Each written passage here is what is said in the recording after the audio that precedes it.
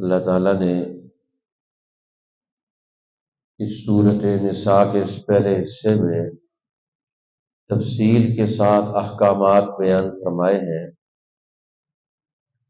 زندگی کے مختلف حکم ہمیں سمجھائے ہیں کہ ہم اپنی زندگی میں گھر کے معاملات، بیوی بچوں کے معاملات، ایک دوسرے کے حقوق، انسان کی جان مال عزت آبرو کا تحفظ کرنا، ان سارے کاموں کے بارے میں اللہ کا حکم معلوم کر کے اس پر عمل کریں تاکہ ہماری زندگی برکتوں کا، خیر کا، سعادت کا، کامیابیوں کا نمونہ اور مظہر بنے۔ پھر ان ساری نیکیوں کی جامع نوعیت اس کو بیان فرمایا، زندگی کے ہر شعبے میں عدل قائم کرنا، انصاف قائم کرنا۔ اب پھر اس کے بعد اللہ تعالیٰ نے ان لوگوں کا حال بیان کیا جو ایمان، دین کو قبول کر کے دین کے تقاضے پورے کرتے ہیں، اللہ پر ایمان لاتے ہیں اور ایمان لانے کا حق ادا کرتے ہیں۔ ایمان لانے کا حق کیا ہے؟ کہ ہم اللہ کا ہر حکم مانیں، اللہ کے رسول صلی اللہ علیہ وسلم نے جو ہمیں اصول، ضابطے، طریقے، سنتیں بتائی ہیں اس کے مطابق عمل کریں، قرآن حکیم کو ہم سمجھ کر اس پر عمل کریں، تو یہ ہمارے لیے ایمان اور دین کے یہ تقاضے پورے کرنا۔ اب جو دین کی نعمت، سب سے بڑی نعمت، ایمان کی نعمت ایک مسلمان کے لیے سب سے بڑی نعمت، بلکہ انسانوں کے لیے یہ دین اور ایمان کی نعمت سب سے بڑی نعمت ہے۔ اگر انسان اس کی قدر نہیں کریں گے تو دنیا اور آخرت دونوں میں نقصان اٹھائیں گے۔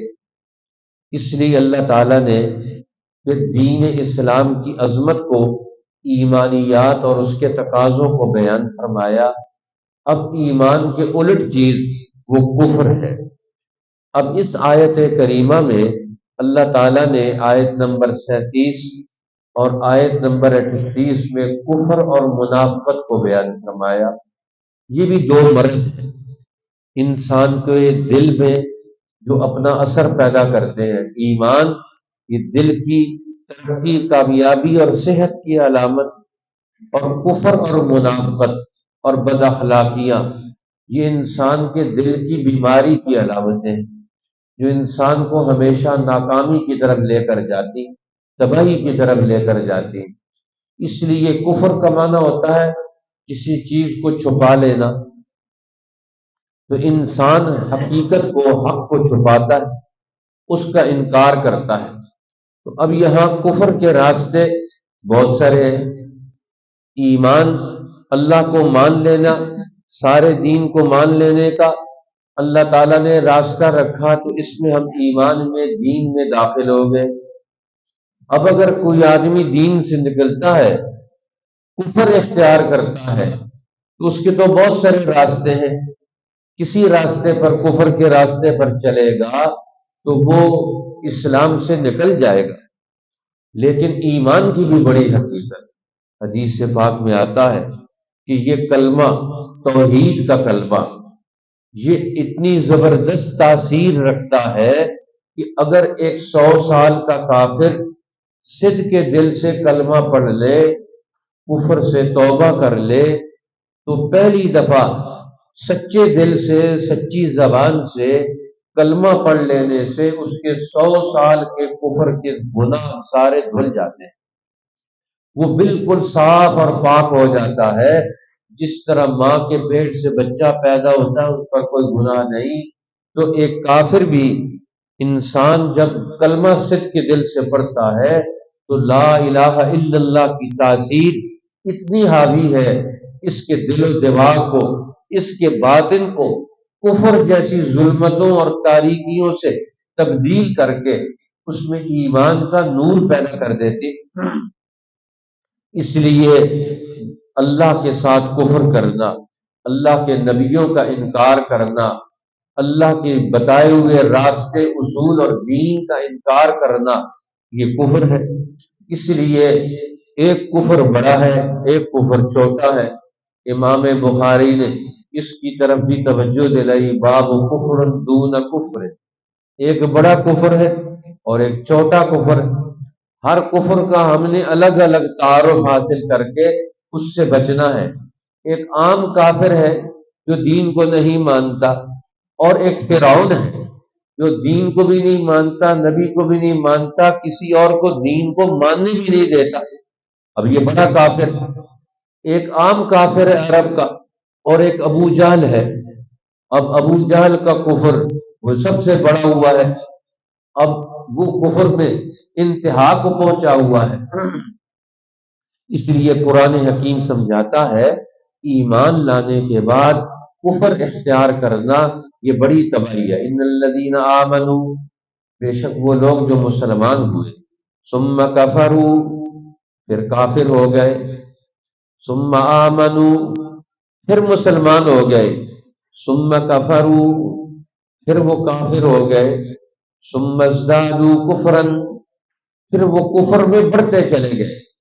اب ان میں سے کچھ تو اہل کتاب ہیں جو اپنے دور کے نبیوں پر ایمان لائے، لیکن اگلا نبی آیا تو اس کا انہوں نے انکار کر دیا۔ پچھلے نبی کو مانتے، آنے والے نبی کو نہیں مانتے۔ پہلے ایمان لائے، اب جب دوسرا نبی آیا تو پھر اس کا انکار کر دیا، کافر ہو گئے۔ اسی طرح مسلمانوں میں سے بھی کچھ لوگ ایمان لے کر آئے، ثم کفروا، پھر انہوں نے کفر کیا، مرتد ہو گئے، انہوں نے دین کو چھوڑ دیا۔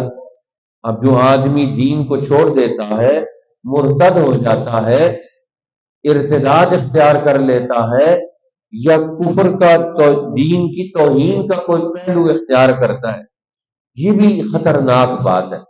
لیکن ہر ایک کے لیے اس اعتبار سے اس پر ایسا انداز اختیار کرنا یہ بھی صحیح نہیں۔ جس طرح ایک آدمی روزہ نہیں رکھتا تو یہ تو گناہگار فاسق ہے، اور ایک آدمی روزہ نہ رکھنے کے بعد الٹا روزے کی توہین کرے، روزہ کہاں سے آ گیا، یہ کیوں رکھنے کا حکم دے دیا، یہ روزے کے بارے میں مختلف قسم کے الٹے پلٹے سوالات کرے، اس کا مطلب یہ ہے کہ اس کے دل میں کھوٹ پیدا ہو گئی، ایمان کی جگہ کفر آ گیا۔ اب یہ دین کے ایک عمل کو عمل میں نہیں لاتا ایک حکم کو، لیکن اس کو مانتا ہے، عمل نہیں کرتا، تو یہ فاسق ہے، نافرمان ہے۔ اس کا ایک وقت آئے گا توبہ کر لے گا اور یہ گناہ سے نکل جائے گا۔ اور اگر کوئی آدمی دین کے کسی عمل کی توہین کرتا ہے تو وہ کفر کی حد میں داخل ہو جاتا ہے۔ اس لیے فرمایا نبی اکرم صلی اللہ علیہ وسلم نے، ایمان کا ذائقہ کون آدمی چکھتا ہے؟ لا الہ الا اللہ ہم پڑھتے ہیں نا، تو اس کا بھی ایک ٹیسٹ ہے، اس کا ایک مزہ ہے۔ ذاق طعم الایمان، ایمان کا مزہ اس آدمی نے چکھ لیا جو اللہ پر راضی ہو گیا کہ وہ رب ہے، اور راضی ہو گیا کہ محمد صلی اللہ علیہ وسلم میرے نبی اور رسول، اور اس بات پر وہ خوش ہو گیا کہ قرآن اور یہ اللہ کی کتاب ہے، یہ میری کتاب ہے، اور اس بات پر خوش ہو گیا کہ یہ اسلام جو اللہ نے قانون بنایا ہے نجات کا، اس کو میں نے دین بنا لیا۔ تو فرمایا ذاق طعم الایمان، اس آدمی نے ایمان کا ذائقہ چکھ لیا۔ اور دوسرا فرمایا اس آدمی نے بھی ایمان کا ذائقہ چکھ لیا کہ جو اسلام قبول کرنے کے بعد کفر میں جانا، واپس کفر کی زندگی کو اختیار کرنا اس کے لیے ناممکن ہو جائے۔ جس طرح ایک آدمی کو آگ میں ڈالا جائے تو وہ آگ میں نہیں جائے گا، اسی طریقے سے یہ آدمی واپس اسلام سے پھرنے کو اتنی بڑی مشکل سمجھے، اسلام سے نکلنا اپنے لیے مشکل سمجھے، تو فرمایا اس نے بھی ایمان کا ذائقہ چکھ لیا، جو اسلام پر اس درجے قائم ہو جائے۔ اس لیے اب دنیا میں شیطان کی کوشش کیا ہے، دشمنوں کی کوشش کیا ہے کہ مسلمانوں میں ارتداد پھیلایا جائے، انہیں اپنے دین سے مرتد کیا جائے، ان کو انکار کروایا جائے۔ تو اللہ تعالیٰ فرماتے ہیں دنیا میں جب تک ایک انسان موجود ہے زندگی کی حالت میں ہے، اگر کسی وقت بھی وہ توبہ کر لے تو اللہ نے اس کی توبہ کا دروازہ کھلا ہوا ہے، اس کا راستہ، توبہ کا راستہ اس کا کھلا ہوا ہے۔ کافر ہو گیا، مرتد ہو گیا، اب واپس آنا چاہتا ہے تو تم کہو کہ نہیں تیرا راستہ بند ہو گیا، اب تو نہیں آ سکتا۔ حضرت عمر بن الخطاب رضی اللہ تعالی عنہ نے ایک قاصد بھیجا کیسر روم کے پاس اپنا پیغام دے کر، تو وہاں جا کر دیکھا کہ اسے ایک نو مسلم سردار، عرب کا مسلمان ہوا تھا، عیسائی مسلم کو، اور پھر وہ مرتد ہو گیا، جبلہ ابن ایہم غسانی، وہ حضرت عمر کے ساتھ عمرہ کرنے کے لیے بیت اللہ میں آیا، اور طواف کرتے ہوئے ایک دیہاتی کا پاؤں اس کے کپڑے پر آ گیا، اس نے واپس مڑ کے اس کو چابک رسید کر دی کہ تجھے پتہ نہیں میں سردار ہوں اور میرے کپڑے پر تو نے پاؤں رکھ دیا۔ اب وہ تو اپنے دور کا رومی بادشاہوں کا دور ان کے سامنے تھا کہ جس میں حکمران جو مرضی کرتے رہے ان کو کچھ بھی نہیں ہوتا، تو اس دیہاتی نے، بدو نے، حضرت عمر کے دربار میں اسی وقت طواف کے بعد اپنا مقدمہ پیش کر دیا کہ اس سردار نے ناحق غلطی سے میرا پاؤں اس کے کپڑے پر آ گیا اور اس نے مجھے چابک رسید کر دی، آپ اور میرا نقصان کیا، میری بے عزتی ہوئی اور مجھے تکلیف پہنچی۔ انہوں نے کہا اچھا، اب اس سے پوچھا کہ تو نے ایسا کیا؟ انہوں نے کہا ہاں۔ انہوں نے کہا کیوں کیا؟ انہوں نے کہا کہ اس نے میرے کپڑے پر کیوں پاؤں رکھ دیا؟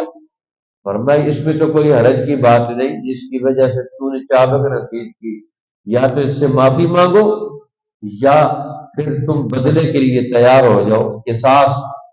انہوں نے کہا ایک ایک سردار سے بھی قصاص لیا جاتا ہے؟ انہوں نے کہا یہ تو اسلام میں تو سب برابر ہے، اللہ کا قانون ہے اور اللہ کے قانون میں سب برابر ہے۔ انہوں نے کہا کہ مجھے سوچنے کا موقع دے۔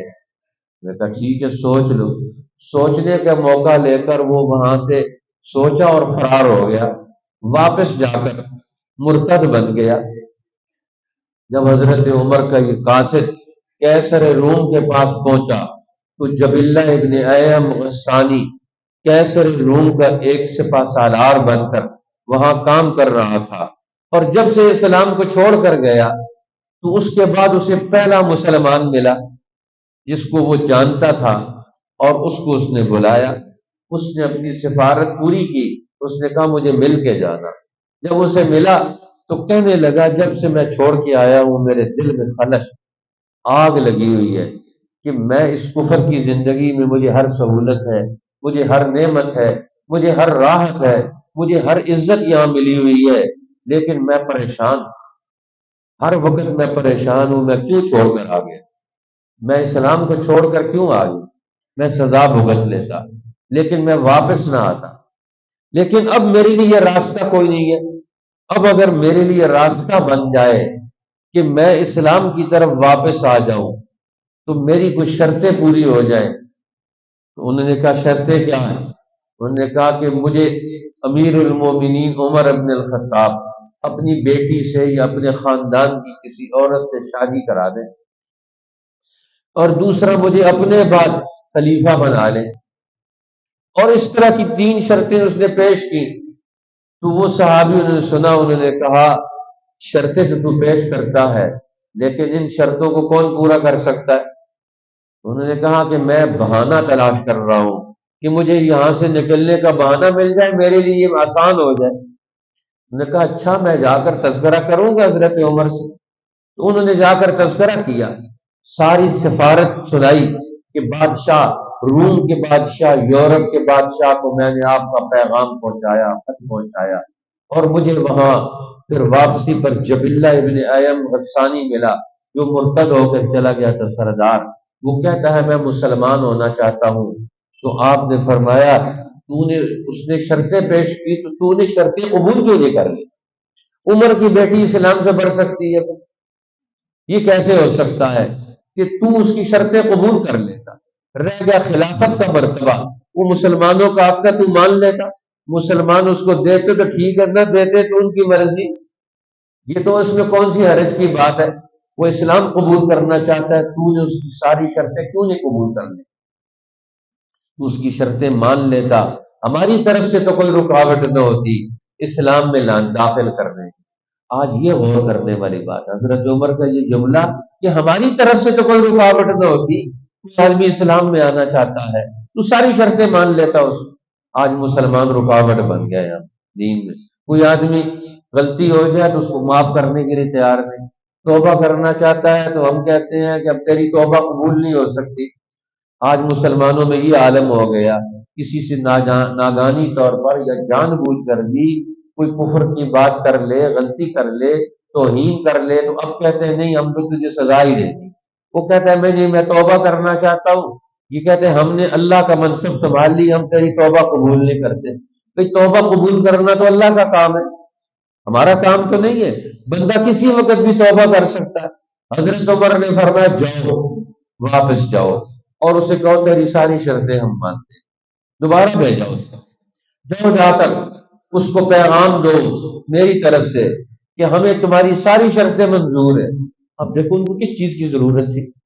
لاکھوں انسان مسلمان ہو گئے، ہزاروں لوگ مسلمان ہو رہے ہیں، لیکن ایک آدمی کے لیے بھی وہ راستہ پیدا کرتے ہیں اور میں پھر جاؤ اور جا کر اسے کہو تیری ساری شرطیں منظور ہیں، آ جا اسلام میں، داخل ہو جائے اسلام میں۔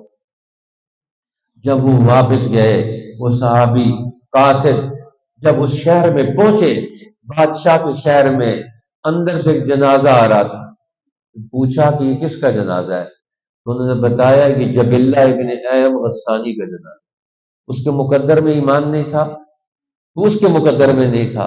حضرت عمر نے اسلام میں داخلے کے لیے اپنی پوری کوشش کرنی، نہیں چھوڑا اس کو، دوبارہ واپس آدمی کو بھیجا، شہر میں داخل ہوا تو اندر سے اس کا جنازہ باہر نکل رہا تھا۔ لیکن اسلام میں، مسلمانوں میں تو یہ تڑپ ہونی چاہیے کہ ہر آدمی کو ہم نے کفر سے بچانا ہے، کفر میں داخل نہیں کرنا ہے۔ لیکن جو کفر میں خود داخل ہو گیا، ثم ازدادوا کفر، وہ کفر میں بڑھتا چلا جا رہا ہے۔ لم یکن اللہ لیغفر لهم، اس کے لیے مغفرت کے دروازے بند ہو، بخشش کے دروازے بند ہو گئے۔ حضور علیہ السلام اپنے چچا خواجہ ابو طالب کے پاس بیٹھے ہوئے ہیں، چارپائی پر آخری وقت ہے، اور بیٹھے ہوئے کہتے ہیں چچا جان ایک دفعہ آپ میرے کان میں کلمہ پڑھ دیں تاکہ قیامت کے دن میں آپ کے ایمان کی گواہی دے دوں۔ ایک دفعہ کلمہ پڑھ لیں، چپکے سے میرے کان میں کلمہ پڑھ دیں۔ ابو جہل پاس بیٹھا ہوا تھا دوسری طرف، وہ کہنے لگا ابو طالب جاتے وقت اپنے بھتیجے کا کلمہ پڑھ کے جائے گا؟ یہ تو تیرا بھتیجا ہے، تو اس کا کلمہ پڑھ کے جائے گا؟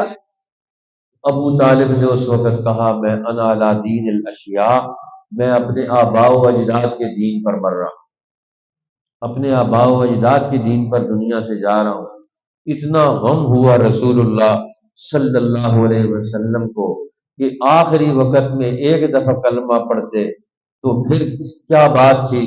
اسی غم اور پریشانی میں اللہ نے تسلی دی میرے پیغمبر انک لا تہدی من احببت، آپ جس کو چاہیں کلمہ پڑھائیں، یہ نہیں ہو سکتا، کلمہ تو ہم پڑھواتے ہیں، آپ تو اس کو تلقین کرتے ہیں کہ کلمہ پڑھ لے، لیکن دل تو ہمارے قبضے میں ہے۔ ولیکن اللہ یہدی من یشاء، لیکن جسے اللہ چاہتا ہے اسی کو ہدایت ملتی ہے۔ جب مکہ فتح ہوا اور حضرت ابو بکر صدیق اپنے والد کو لے کر آئے اسلام قبول کرانے کے لیے، پوری عمر کے 80 سال سے اوپر عمر ہے، بال سفید ہو گئے، نابینا بھی ہے، اور حضرت ابو بکر انہیں لے کر آئے، یا رسول اللہ میرے والد کو کلمہ پڑھا دیں، ان کو لے کر آئے کلمہ پڑھا دیں۔ تو آپ نے فرمایا ابو بکر تم انتظار کر، مجھے لے کر جاتے، میں شیخ کے پاس پہنچتا، اور میں نہیں یا رسول اللہ ان کا حق بنتا تھا یہ آپ کی خدمت میں آئے، آپ کا حق نہیں بنتا کہ آپ وہاں جائیں، ان کا اپنا مقام تھا۔ اور فرمایا حضرت ابو بکر صدیق نے یا رسول اللہ میرے والد مسلمان ہوئے، لیکن مجھے اتنی خوشی نہیں جتنی خوشی مجھے اس وقت ہوتی اگر ابو طالب مسلمان ہوتے، کیونکہ مجھے پتا ہے کہ آپ کی خوشی اس میں تھی تو ابو بکر اپنے والد کے اسلام پر اتنا خوش نہیں جتنا ابو طالب کے اسلام پر خوش ہوتا ہے کہ جس میں پیغمبر کی خوشی موجود ہے۔